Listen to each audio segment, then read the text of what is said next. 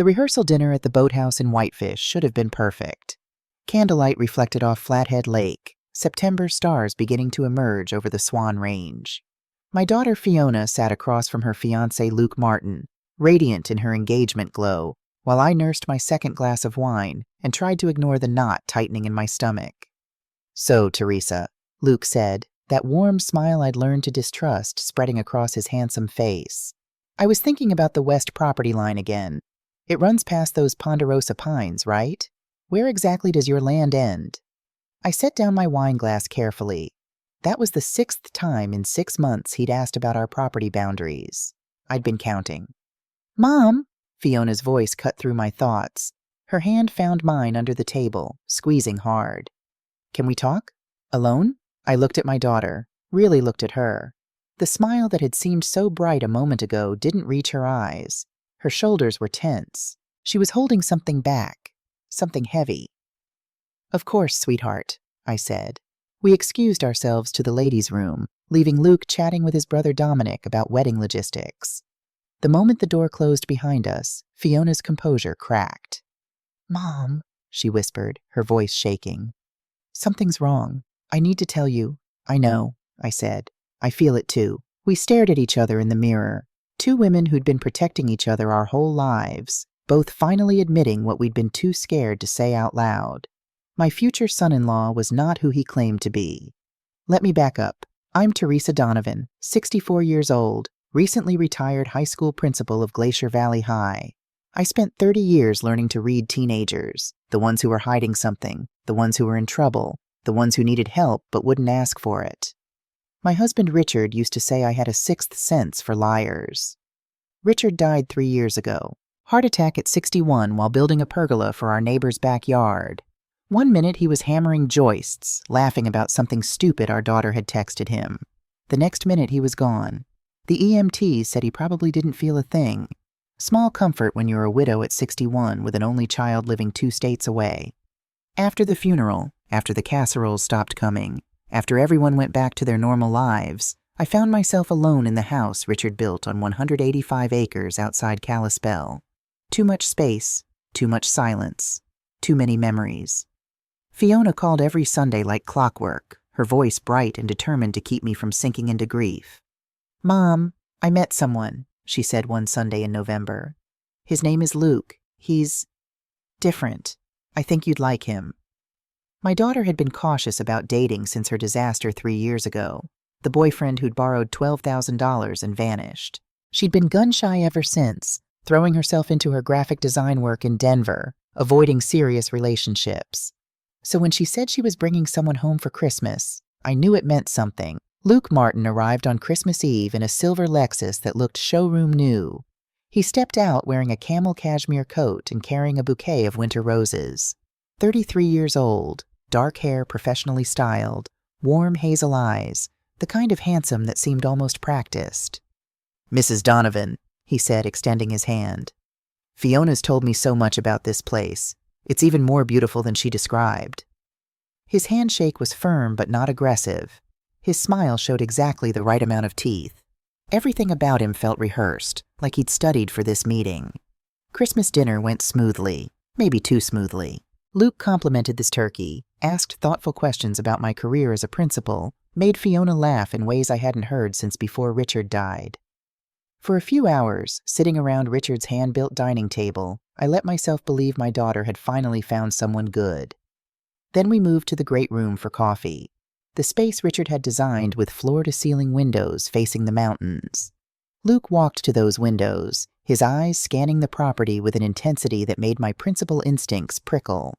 "This property must be something special," he said casually. "How much land do you have out here?" "A bit over 180 acres, I said, watching him carefully. "Richard and I bought it in '96. "Wow." Luke turned from the window, but his eyes kept drifting back to the view.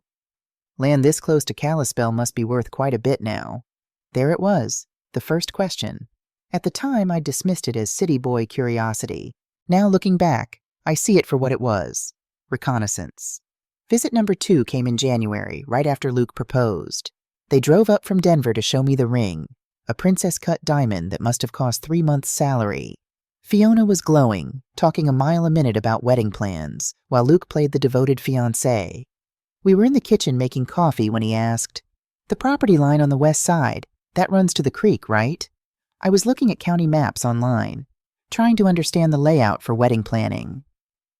Wedding planning, as if property boundaries mattered for a ceremony in our backyard. Visit 3, February. They came up for the long weekend. Luke volunteered to help me split firewood, Richard's old job. While we worked, he asked, "Have you ever considered what this land might sell for? I mean, if you ever wanted to downsize, a property like this close to town." I'd changed the subject, but I'd also started keeping notes. March, visit 4. Sunday brunch at a cafe in Kalispell. Luke steered the conversation to estate planning. "Fiona mentioned you haven't updated your will since Richard passed. I work with some excellent estate attorneys in Denver. I'd be happy to make introductions." I thanked him politely, told him I had an attorney, filed it away. April, visit 5. They came for my birthday. Luke brought expensive wine and asked careful questions about Richard's construction business. Did he leave patents, royalties? I just want to make sure Fiona understands her future inheritance. Financial planning is my specialty. That night, after they'd left, I sat in Richard's study, the room I still couldn't bring myself to clear, and pulled out a legal pad. I wrote down every question Luke had asked over 5 visits. The pattern was undeniable. A man who'd proposed to my daughter in January was more interested in property lines than in planning their life together. Richard's voice echoed in my memory, something he'd said 1,000 times during my principal years. "Trust your gut about people, Teresa, especially when they seem too good to be true." Luke Martin seemed too good to be true. The Monday after visit 5, I called Sarah Mitchell. She'd been Richard's attorney for 20 years, handled his estate after he died, helped me navigate the complicated business of inheriting a construction company, patents, and investments I'd barely known existed. "Sarah, I need advice," I said. Not official advice, just friend advice. We met at her office in Kalispell. Sarah was 58, sharp as a scalpel, with silver hair she wore in a no-nonsense bob and eyes that missed nothing. I told her about Luke, the questions, the pattern, the feeling in my gut that something was wrong. "I might be paranoid," I finished. "He might just be curious, but you spent 30 years reading teenagers," Sarah interrupted. "And teenagers are the world's worst liars. If your instincts are screaming, they're probably right." She leaned back in her chair, fingers steepled. "Teresa, in 25 years of estate law, I've seen this pattern before. People who are overly interested in financial matters before marriage. 9 times out of 10, it's a red flag. What do I do?" "Let me run a standard background check. Completely normal for any family merger of this magnitude. If he's clean, you'll feel better. If not," she paused. "We deal with it." I left her office feeling lighter. I wasn't crazy. I wasn't a paranoid widow seeing threats everywhere. I was a mother doing due diligence. 3 days later, Sarah called. Her voice was tight. "Teresa, I need you to come to the office, today if possible." What I didn't know then, what I wouldn't find out until that moment in the boathouse bathroom, was that Fiona had been conducting her own investigation. It started in late July with something small. Luke mentioned his brother was in the military, deployed overseas. Made sense. Dominic hadn't been at Christmas, wasn't at the engagement party. Brothers aren't always close. But then Fiona was at Luke's Denver apartment one evening, waiting for him to get home from work. His phone rang. She saw the caller ID. "Dom," Luke answered. "Hey, can I call you back? I'm almost home." The voice on the other end, Fiona heard it through the phone's speaker, said, "Sure, man, just checking on the wedding timeline." That voice. It was the same voice Luke had described telling stories about Afghanistan, about deployments, about military life. If Dominic was overseas and deployed, why did he sound like he was calling from a coffee shop? Fiona didn't mention it. Not then. But it planted a seed. A week later, helping Luke pack for a business trip, she found an old phone in his nightstand drawer. Turned off, but not dead, plugged into a charger in the back of the drawer like someone wanted to keep it alive. She turned it on. The wallpaper showed Luke 5 years younger, different haircut. The name on the lock screen, Brian's iPhone. Brian, not Luke. Her hands shook as she turned it off, put it back exactly where she'd found it. That night she couldn't sleep. She told herself there were innocent explanations. Maybe Brian was his middle name. Maybe it was an old phone from a previous relationship. Maybe she needed to know for sure. She hired a private investigator, James Cooper, a recommendation from a friend who'd used him in a custody case. Former FBI, specialized in identity fraud and financial crimes. His retainer was $5,000, most of Fiona's savings. "I need you to tell me who my fiancé really is," she'd said. Cooper called her 2 weeks later. His voice was careful, professional. "Ms. Donovan, we need to meet, not over the phone. August 20th. A small engagement party at Fiona's Denver apartment. Just close friends, casual and warm." Teresa drove down from Montana, happy to spend time in her daughter's world. Luke played host beautifully. He knew everyone's names, remembered their jobs, asked follow-up questions about things they'd discussed at previous gatherings. He moved through the apartment with easy confidence. "Let me get everyone coffee," he announced, heading to the kitchen. Teresa watched him work. He knew exactly where Fiona kept the mugs, the good ones, not the everyday set. Knew which drawer held the coffee filters. Moved through the space like someone who'd spent significant time there. But Fiona had only moved to this apartment 2 months ago. Luke had visited twice. He poured coffee, doctoring each cup without asking preferences. He handed Teresa a mug with a smile. "2 sugars, right? Just how you like it." Teresa looked down at the coffee. Sweet, creamy. "I take it black," she said. Luke's smile didn't waver, but something flickered behind his eyes. A calculation. "Oh, I must be thinking of Fiona's preference." Fiona, standing nearby, laughed. "I don't use sugar either, babe. Just cream." Another flicker. Another calculation. Then, "My mistake. Too many people's orders in my head from work. Let me fix that for you, Teresa." He took her mug back, poured a fresh cup. Black this time, but Teresa had seen it. That moment of confusion, like he'd memorized the wrong script. After the party, after the guests left, Teresa helped Fiona clean up. They worked in silence for a few minutes, loading the dishwasher, wiping counters.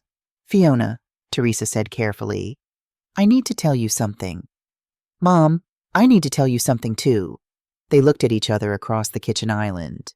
Fiona's eyes were red-rimmed, holding back tears. "How long have you known?" Teresa asked quietly. 3 weeks? You?" "Longer." Teresa's voice shook. "Fiona, what do we do?" Fiona's jaw set, Richard's stubborn chin, the one that meant she'd made a decision and wouldn't be moved. "We protect each other," she said, "like we always have." That night, Teresa drove back to Montana through darkness, her mind racing. Sarah Mitchell had information. Fiona had hired an investigator. They were both circling the same truth. Luke Martin wasn't who he claimed to be. The question was, who was he really? And what did he want from her family? In 2 weeks, on September 14th, he was supposed to marry her daughter in front of 110 guests on the land Richard had built their life on. Teresa gripped the steering wheel tighter, mountains rising black against the starlit sky. She had 2 weeks to find out the truth. 2 weeks to save her daughter. 2 weeks to protect everything Richard had left them. The rehearsal dinner was in 12 days, the wedding in 14. Time was running out. Sarah Mitchell's office at 8 a.m. on August 22nd felt like a courtroom. Fiona and I sat across from Sarah's desk while she arranged documents with the precision of a prosecutor laying out evidence. "Before I show you what I've found," Sarah said, "I need to ask, are you both prepared for this? Because once you know, you can't unknow it." Fiona reached for my hand. Her palm was cold. "We need to know." Sarah opened the first folder. Inside was a driver's license photo. The face was Luke's, but younger, harder. The name wasn't. "Luke Martin legally changed his name in April 2020 in Portland, Oregon," Sarah said. "His birth name is Brian Edward Whitmore." The room tilted. Fiona made a small sound, not quite a gasp, more like air being punched out of her lungs. "Brian Whitmore," Sarah continued, "has an outstanding warrant in Nevada for investment fraud. He was arrested in March 2019, posted bail at $250,000, and disappeared before trial." She slid another document across the desk. A warrant, official and damning. "That's not all." Sarah's voice gentled slightly. "Brian has done this before. Twice that I can confirm, possibly more." She pulled out 2 photographs. Young women, both around Fiona's age, both smiling in engagement photos with the man we knew as Luke Martin. Jennifer Fletcher, 28, daughter of a tech CEO in Seattle. Brian, using the name Luke Martin, dated her for 5 months in 2022. Got engaged that April. Sarah tapped the photo. Jennifer's mother had died the year before. Her father was updating his estate plan, preparing to transfer significant assets. Brian attended several family meetings about finances, asked very specific questions about trusts and inheritance structures. "What happened?" I asked, though part of me already knew. 2 weeks after the last family meeting, Brian disappeared. No explanation, no forwarding address. The Fletcher family paid him $200,000 to go away quietly and sign an NDA, easier than publicity or a court battle. Fiona's hand tightened on mine. Sarah pulled out the second photograph. Nicole Bradford, 29, daughter of a real estate developer in Denver. 4 months in 2023, engaged in August. Nicole's mother has advanced Alzheimer's, essentially incapacitated.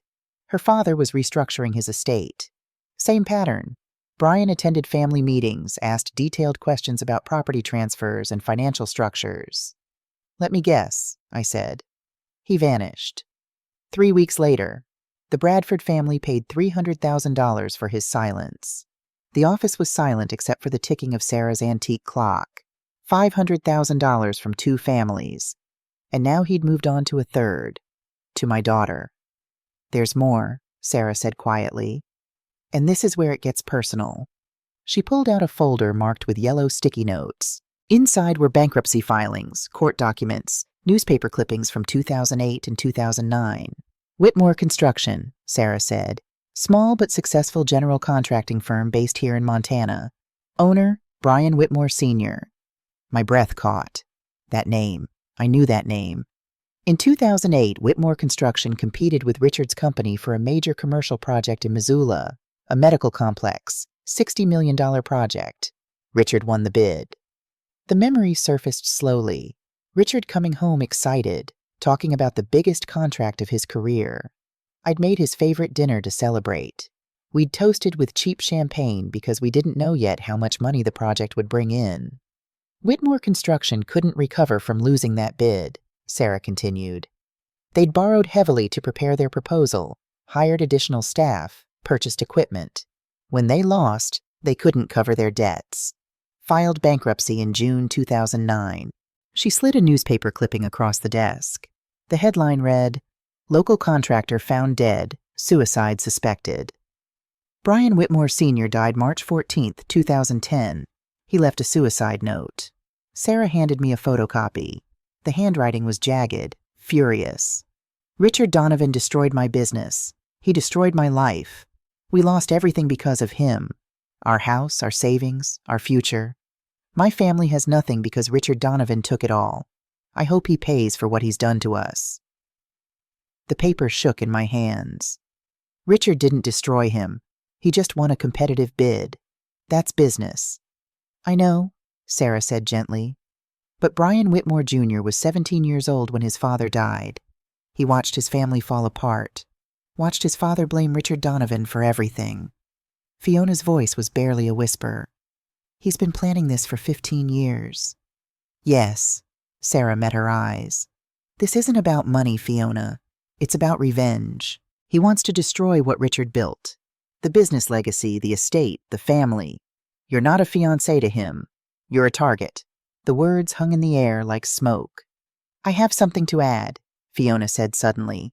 She pulled out her phone, opened an email, and slid it across to Sarah. "My private investigator, James Cooper. This is his preliminary report." Sarah scanned it quickly, her expression darkening. "He found the credit cards in the name Brian Whitmore. Old phone with that name. Identity created in 2020 with minimal history before that." "There's more," Fiona said. Her voice was steady now, angry. 3 weeks ago, I went to Luke's apartment to surprise him. I heard him talking to Dominic through the door. "What did you hear?" I asked. Fiona's jaw clenched. "He said, 'The old lady is tougher than expected, but the daughter is easy. She doesn't suspect a thing.'" Her voice cracked. "They were laughing, Mom. Laughing about how stupid I was." I pulled her into my arms. She was shaking. He said once they got power of attorney, they'd clean out everything. The ranch, the patents, all of it, then disappear. Fiona pulled back, tears streaming down her face. And Dominic said, just like your dad would have wanted. Donovan destroyed, his legacy gone. Sarah's expression was grim.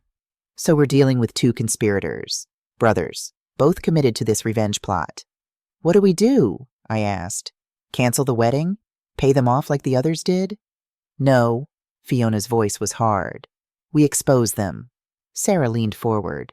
Fiona, public exposure is risky. It's humiliating. Every guest will know. Good. Fiona stood, pacing. Let them know. Let everyone know what Brian Whitmore tried to do.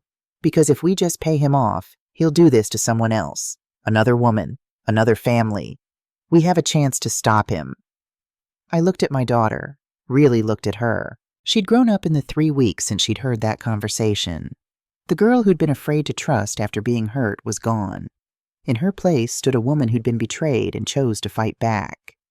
Your father would be proud of you, I said quietly. Then let's make sure Brian Whitmore pays for what he tried to do to Dad's legacy, Fiona said. And to us. Over the next 3 days, we built our case like a prosecution preparing for trial. Sarah coordinated everything with the efficiency of a field general. First, she contacted the Fletcher and Bradford families. Both responded immediately.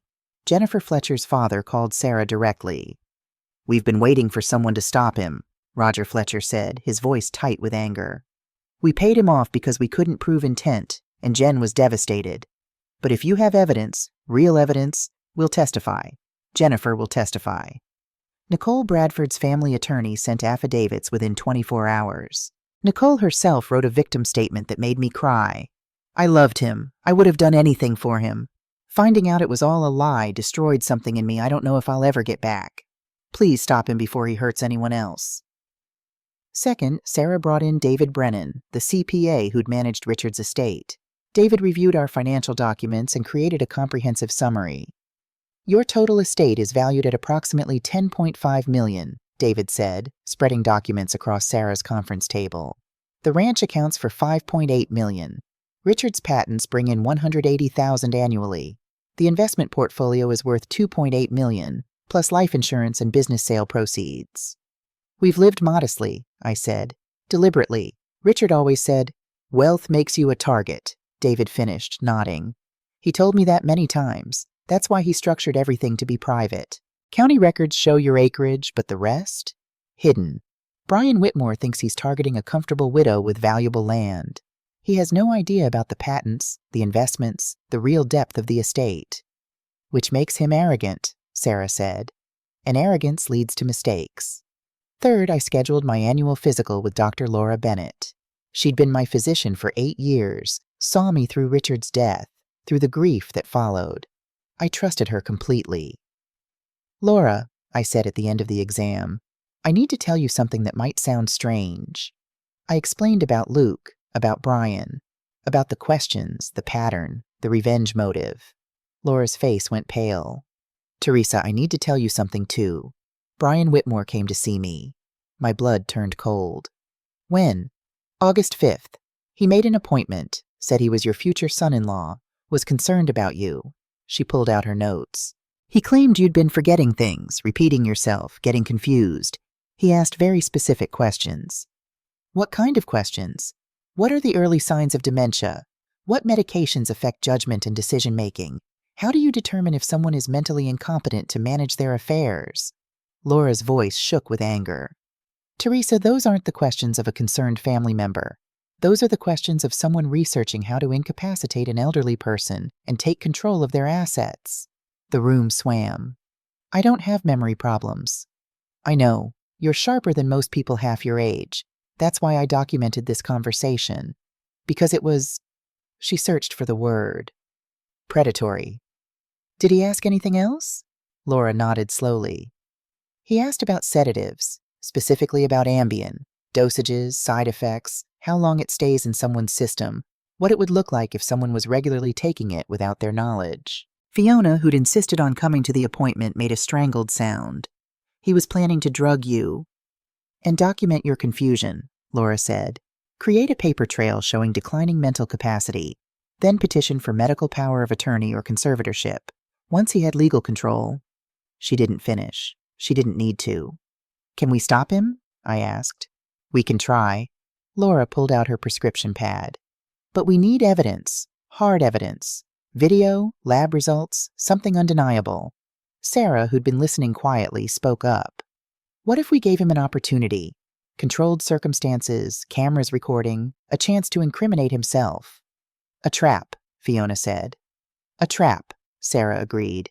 We met at my ranch on August 28th. Me, Fiona, Sarah, Laura, David Brennan, and one more person, Sheriff Thomas Reed. Tom Reed had been Flathead County Sheriff for 12 years. He'd gone to high school with Richard, had been a pallbearer at his funeral. When Sarah called him, he came immediately. Sarah briefed me on the basics, Tom said, settling into Richard's old armchair in the living room. But I need to hear it from you, Teresa. All of it. I told him everything. The questions, the pattern, the background check, the previous victims, the revenge motive, the visit to Dr. Bennett. When I finished, Tom was silent for a long moment. This is elder abuse, he said finally. Financial exploitation, attempted fraud, possibly more. But here's the problem. I can't arrest him on suspicion. I need proof. Hard proof. What kind of proof? Fiona asked. Video evidence of a crime in progress. Testimony from witnesses. Lab results showing attempted poisoning or drugging. Tom looked at Laura. Doc, you said he asked about Ambien. Specifically, multiple times. So we give him an opportunity to use it, Tom said. Controlled environment, cameras recording. If he takes the bait, we have him. He won't take the bait if he's suspicious, Sarah said. It has to seem natural. An innocent opportunity. I thought about it. What if I invite him for dinner? Mother-son bonding before the wedding. Just the two of us. Fiona stuck at work in Denver, can't make it. I make Richard's pot roast, we talk about the wedding, and I leave a drink unattended. Step away for a phone call or a headache. That could work, Tom said. But we need professional-grade cameras, not obvious ones, hidden high-quality video and audio. I can handle that, Sarah said. I have a security consultant I use for sensitive cases, former Secret Service. He can install a system that would be invisible. When? Laura asked. Soon, I said. The wedding is September 14th. We're running out of time. Next week, Tom said. Set it for next week. I'll be on standby. If he tampers with anything, we move in immediately. Fiona looked at me. Mom, are you sure about this? If he realizes we're on to him, then we'll deal with it together, I said. Like we always have. James Tucker arrived on September 1st in an unmarked van. Former Secret Service, now running a private security firm specializing in high-risk protection and surveillance. Sarah vouched for him completely. He spent 3 hours installing cameras, one behind a decorative clock in the kitchen, one inside the smoke detector in the dining room, one embedded in the living room bookshelf, each no bigger than a button, each feeding to a secure server off-site. You won't see them, James said, showing me the feed on his laptop. But they'll see everything. High-definition video, directional audio. If he so much as whispers, we'll hear it. What about my phone? I asked. James handed me a new iPhone, loaded with monitoring software.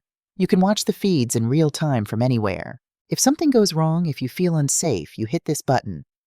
He showed me a red icon. And Sheriff Reed gets an immediate alert with your GPS location. I held the phone like it was a weapon. Maybe it was. One more thing, James said. He handed me a small kit. Specimen collection. If he puts anything in a drink, you'll need to preserve it for lab analysis.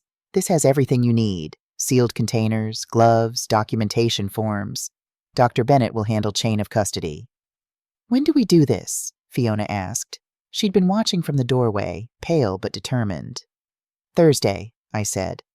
September 4th, 10 days before the wedding. You're sure about this, Mrs. Donovan? James asked.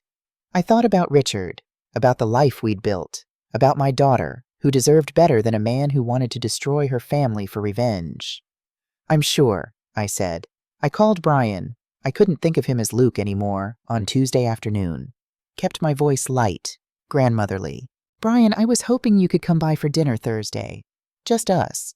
I feel like I haven't really gotten to know my future son-in-law, And I'd love some one-on-one time before the chaos of the wedding. There was the briefest pause. Then, I'd love that, Teresa. What time? 6 o'clock? I'll make Richard's famous pot roast. Fiona says you love comfort food. That sounds perfect. His voice was warm, genuine. If I hadn't known better, I would have believed him. Can I bring anything? Just yourself. After I hung up, I stood in Richard's study, looking at his blueprints still spread across the desk.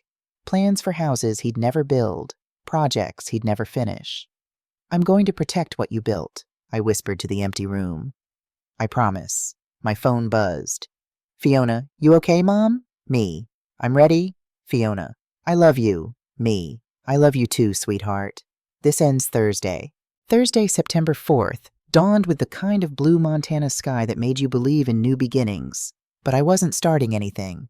I was ending something. At noon, Laura Bennett called. Lab is standing by. Chain of custody protocol ready.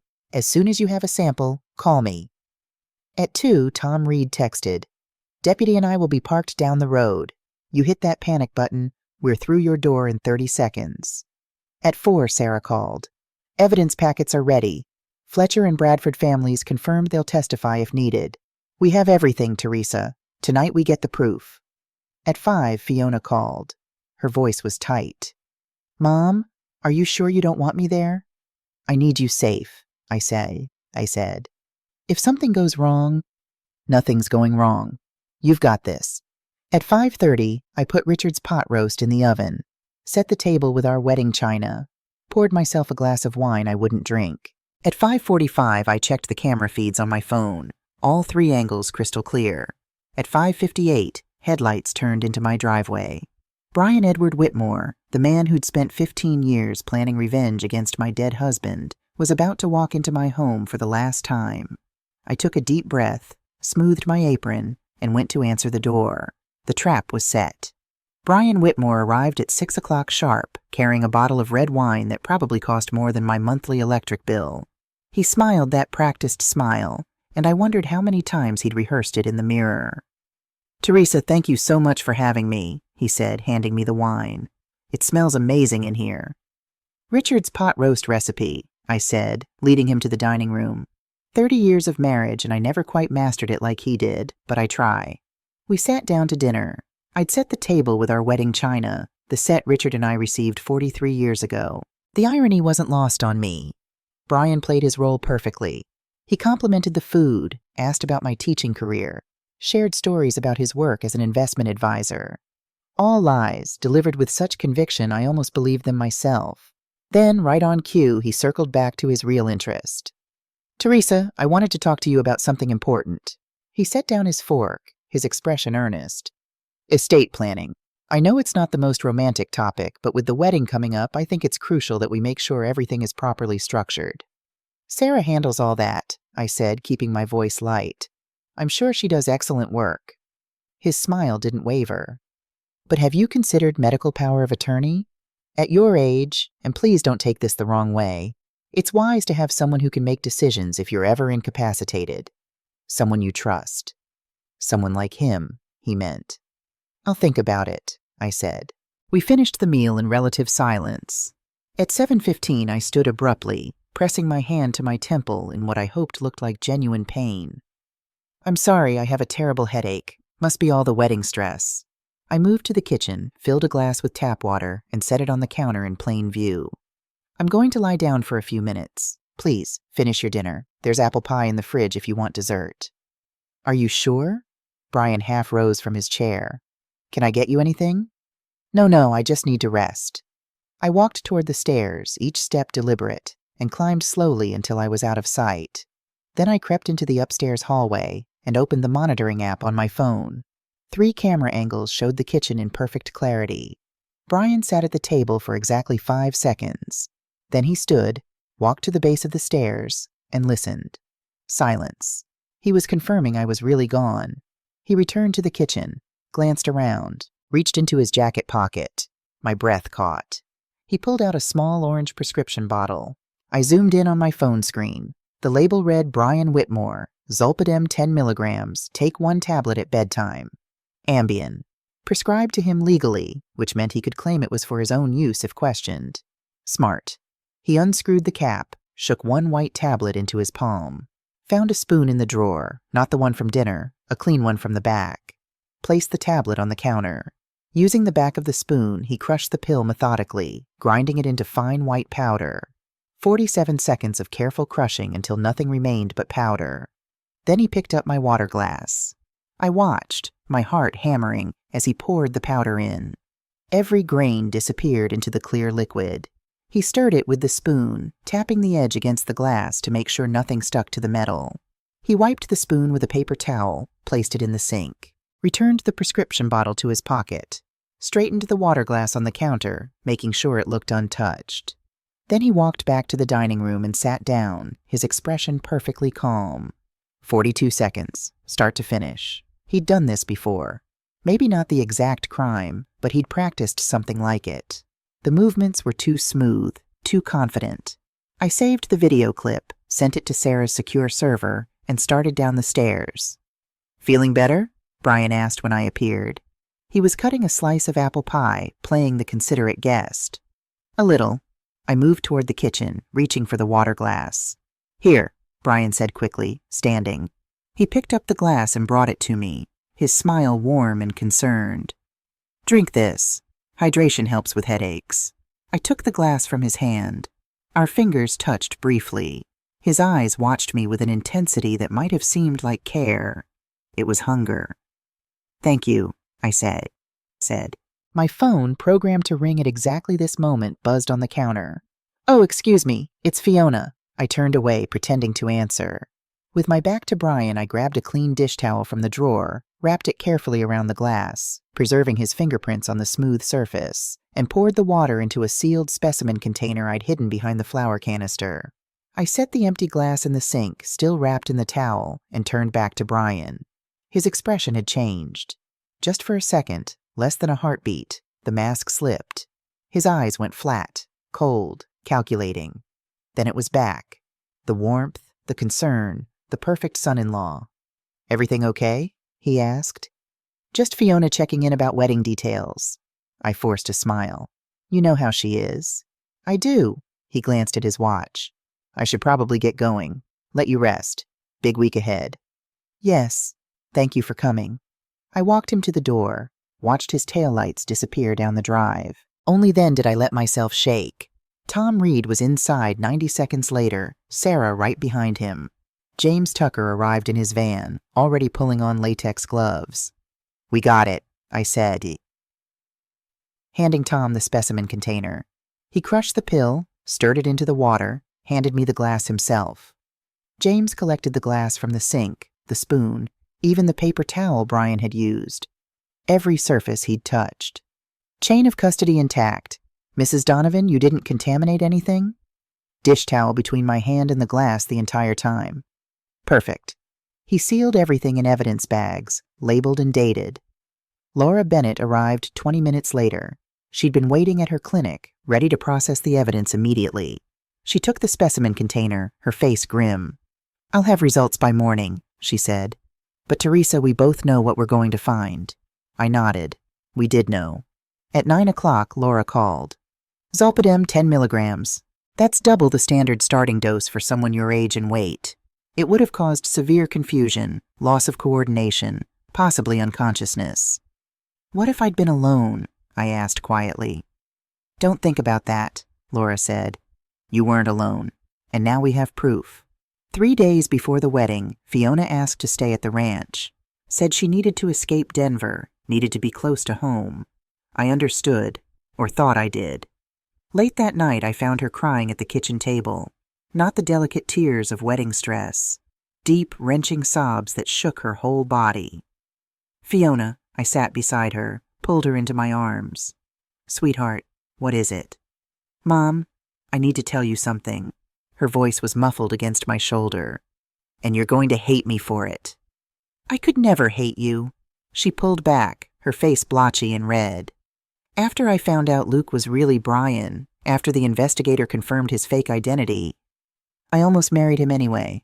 The words hung in the air. "What?" I spent a week convincing myself there was an explanation. That maybe he'd changed his name for legitimate reasons. That maybe his past didn't matter because he'd changed. Fresh tears streamed down her face. I was that desperate not to be alone again, Mom. After the last guy, after 3 years of being single, I almost convinced myself I could ignore it. But you didn't, I said quietly. No, she wiped her eyes with shaking hands. Because on August 19th, I went to his apartment to confront him, to ask him to explain, and I heard him. Heard what? He was on the phone with Dominic. The door was ajar. He didn't know I was there. Her voice dropped to a whisper. He said, "The old lady is tougher than expected, but the daughter is easy. She doesn't suspect a thing." And then they laughed, Mom. They laughed about how stupid I was. I felt fury rise in my chest, not at Fiona, at them, at the men who'd made my daughter feel worthless. Luke said once they got power of attorney, they'd clean out everything. The ranch, the patents, all of it. Then disappear. Fiona's voice broke. And Dominic said, "Just like your dad would have wanted. Donovan destroyed, his legacy gone." Oh, sweetheart. I drove back to Montana that night. 4 hours in the dark, crying so hard I could barely see. And I didn't tell you because I was ashamed. Because I'd almost married him even after knowing who he really was. What does that say about me? I gripped her shoulders, forced her to look at me. It says you're human. It says you wanted love so badly you almost ignored the truth. That doesn't make you weak, Fiona. What makes you strong is that you didn't ignore it. You're here. You're fighting back. I'm scared, she whispered. Me too, but we're scared together. I held her while she cried. And in 4 days, we're going to make sure Brian Whitmore never hurts anyone again. She nodded against my shoulder. Together. Together. September 14th arrived with the kind of blue Montana sky that promised everything and delivered on it. I woke at dawn, looked out at the Swan Range rising beyond our meadow, and felt Richard's presence like a hand on my shoulder. You've got this, his voice whispered in my memory. Protect our girl. The tent was already up, white canvas glowing in the early light. 110 chairs arranged in perfect rows. Flowers everywhere. Wildflowers from the mountains, Fiona's favorite. The altar where Richard used to build things, where he'd taught Fiona to hammer nails and measure twice. Where Brian Whitmore thought he'd complete his 15-year revenge. I helped Fiona into her dress at noon. The white silk we'd chosen together, simple and elegant. She looked beautiful. She looked terrified. Mom, she said, staring at herself in the mirror. Are we really doing this? I fastened the last button on her dress. You can still back out. We can cancel right now, send everyone home, deal with Brian quietly. No, her jaw set, Richard's chin stubborn and strong. He needs to be exposed, publicly, so he can't do this to anyone else. Then let's go protect your father's legacy. At 2:45, we stood at the edge of the lawn. The guests were seated, murmuring and smiling. Brian stood at the altar in his perfect suit, Dominic beside him. Both of them the picture of charm and success. Both of them predators. Tom Reed sat in the third row in a dark suit, looking like any other guest. Sarah Mitchell sat in the front, leather portfolio on her lap. Laura Bennett was 2 rows back, her medical bag discreetly tucked under her chair.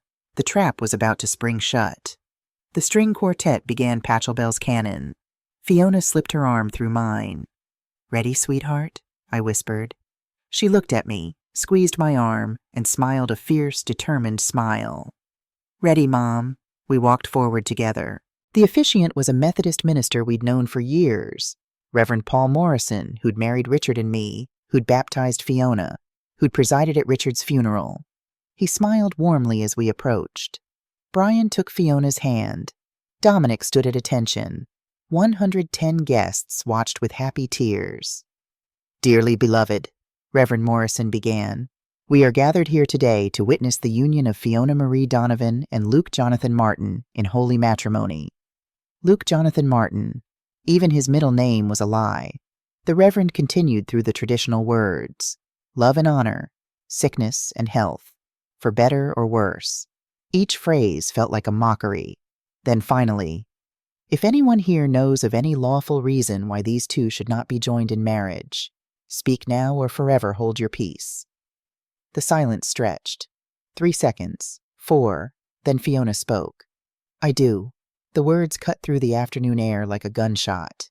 Brian's smile faltered. Fiona, what? I object, she said louder, turning to face the crowd. To marrying a man who isn't who he claims to be. The murmurs started immediately. Gasps, whispers, people leaning forward.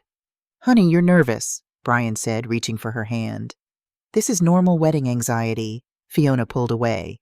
Your name isn't Luke Martin, it's Brian Whitmore. You changed it legally in 2020 after fleeing Nevada on fraud charges. The murmurs became shouts.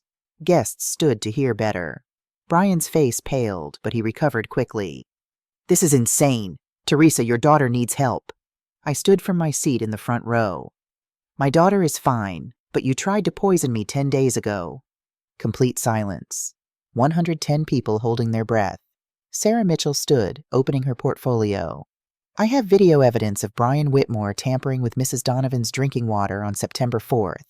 She pulled out a laptop, set it on a nearby table, pressed play. The video showed everything. Brian checking the stairs, crushing the pill, stirring it into my water, his face cold and calculating. Someone in the crowd screamed. Others pulled out phones. Lab results confirm zolpidem at 10 milligrams, Laura Bennett said, standing. I'm Dr. Laura Bennett, Mrs. Donovan's physician. That dose could have caused severe confusion, loss of consciousness, even hospitalization. This was attempted poisoning.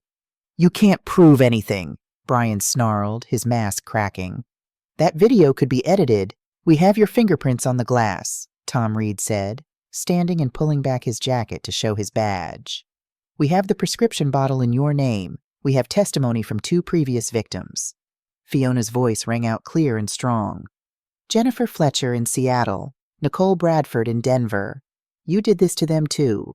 Got engaged, attended family financial meetings, then disappeared when their families paid you off. Both families are willing to testify, Sarah added. We have signed affidavits. Brian's face twisted with rage. The charm was gone completely now. You Donovans think you're so special. Your precious Richard destroyed my father, destroyed my family. We lost everything because of him. Your father lost a competitive bid, I said quietly. That's business, not murder. He destroyed us, Brian's voice cracked. We lost our house, our savings. My mother worked herself to death, and your family had everything. This land, this house, this perfect life. You didn't deserve it. Fiona stepped toward him. So you decided to punish me? I was 7 years old when your father died. I never hurt you. I never hurt anyone. I loved you. Her voice broke on the last word. And I would have helped you heal, she continued, tears streaming down her face. If you'd told me about your father, about your pain, I would have been there for you. Instead, you chose revenge. You chose to destroy. Brian Edward Whitmore, Tom Reed said, walking up the aisle with his deputy. You're under arrest for attempted poisoning, fraud, identity theft, and an outstanding warrant in Nevada. Brian tried to run. He made it 15 feet before the deputy tackled him. Dominic bolted in the other direction.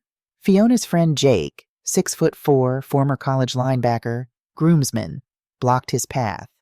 The second deputy had him in handcuffs 30 seconds later. You took everything from my family, Brian shouted as Tom cuffed him. Everything! No, I said quietly. Your father's choices took everything. Richard Donovan just built a good life. That's not a crime. They led both brothers away. Brian was still shouting, Dominic silent and pale. The patrol car's lights flashed red and blue against the white tent. 110 witnesses. Justice served. The guests didn't leave. Slowly, tentatively, they began to move. Fiona's college friends surrounded her. My former teaching colleagues formed a protective circle. Someone, I never found out who, said, We've got food for 110 people. Let's eat. The caterer started serving. The DJ played music. What should have been a wedding reception became something else. A celebration of survival, of truth, of family. Fiona stood in the center, still in her wedding dress, surrounded by people who loved her. She was crying, but she was laughing too. Mom, she said when I reached her, we did it. We did it together. That night, after everyone left, after we'd cleaned up and changed out of our formal clothes, we sat on the porch steps watching the stars come out over the Swan Range. Do you think Dad would be proud? Fiona asked. I thought about Richard, about his hands building this house, this life, about his voice saying protect what matters most. Your father always said the most important thing we have is family. Not money, not land. Family. I took her hand. We protected each other today. Yes, sweetheart. He'd be proud of both of us. 6 months later, Brian Whitmore was sentenced to 6 years in Montana State Prison. Dominic got 4. The Nevada charges were still pending. Jennifer and Nicole both filed civil suits. Fiona moved back to Montana, started her own design business, started healing, started slowly and carefully to trust again. And I continued Richard's work, not building houses, but building a life worth protecting. Some people measure wealth in dollars. Richard taught me it's measured in what you're willing to fight for. By that measure, Fiona and I are the richest women in Montana.